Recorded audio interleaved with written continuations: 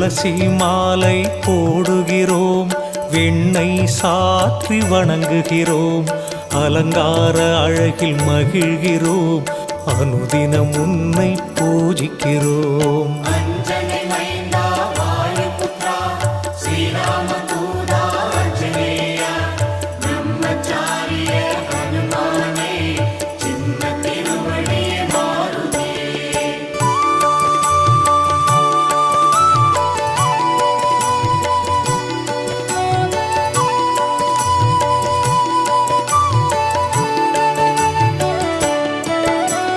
வாராவாரம் சனிக்கிழமை வணங்கி மகிழும் பக்தர்களை திருவருள் புரிந்து காக்கின்றாய், வேண்டுதல் யாவும் தீர்க்கின்றாய்.